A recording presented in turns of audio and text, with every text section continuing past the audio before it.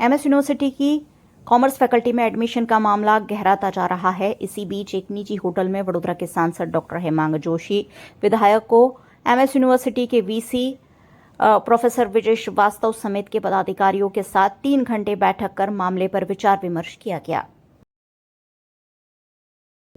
છેલ્લા અઠવાડિયાથી જે પ્રકારે કોમર્સ ફેકલ્ટીના એડમિશનને લઈને વડોદરાના લોકોની જે લાગણી છે એમના માટે આજે અહીંયા વિસ્તૃત મેરેથોન બેઠક 3 કલાક જેટલો સમય અમે ચર્ચા કરી। તમામ ધારાસભ્યશ્રીઓએ એમનું મત એમના વિસ્તારમાંથી જે એમના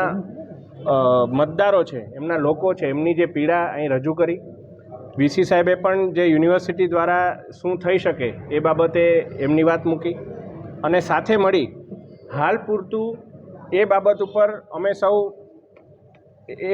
અમે સૌ સહેમત થયા કે લાસ્ટ યર જેટલા પણ વડોદરાના વિદ્યાર્થીઓને એડમિશન મળ્યું હતું એમાંથી એક પણ વિદ્યાર્થી, એક પણ આંકડો એવો ના રહે કે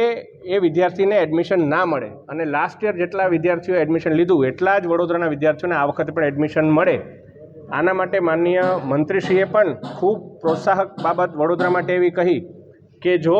એડમિશનને લઈને મહારાજા સયાજીરાવ યુનિવર્સિટીમાં કોઈપણ પ્રકારના માળખાકીય સુવિધાનો અભાવ હોય એ સુવિધા પણ સરકારશ્રી એને ઊભી કરવા માટે ગ્રાન્ટ પણ ફાળવશે એવું માનનીય ઉચ્ચ શિક્ષણ મંત્રી શ્રીમાન ઋષિકેશ પટેલજીએ પણ અમને આદરણીય બાળકૃષ્ણ શુક્લજી આપણા વિધાનસભાના દંડક છે એમને એ બાબતની બાંહેધરી આપી છે। સાથે હજુ એ બાબત પર અમે લોકો વિચાર વિમર્શ કરી રહ્યા છીએ કારણ કે લોકોની લાગણી એવી છે કે ભાઈ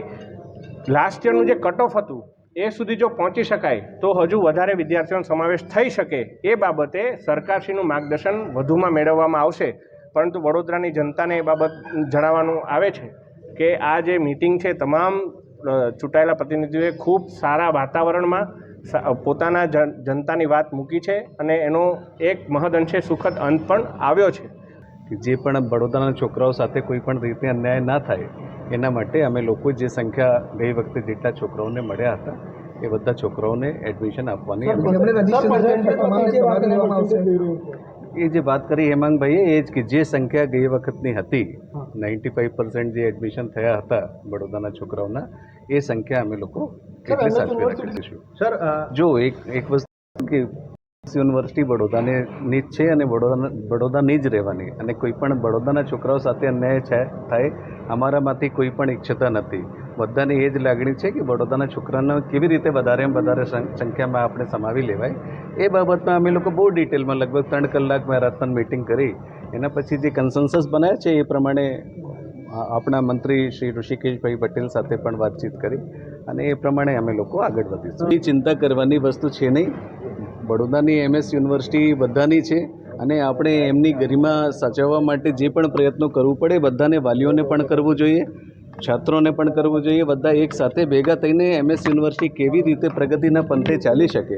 એ પ્રમાણે આપણે બધાને એટલી સહયોગ પણ કરવો જોઈએ અને આવતા વખતમાં એને કેવી રીતે આપણે નેક્સ્ટ લેવલ ઉપર લઈ જઈ શકીએ એમાં બધા સ્ટેક હોલ્ડર્સ છે, પેરેન્ટ્સ પણ એમાં સ્ટેક હોલ્ડર્સ હોય છે, અમારા વિદ્યાર્થીઓ પણ સ્ટેક હોલ્ડર્સ હોય છે। જે પણ સારામાં સારા રિઝલ્ટ આવે અને એના માટે જે પણ અમે લોકો પ્રયત્ન કરીએ છીએ એ બધા પ્રયત્નો કરવાના છે।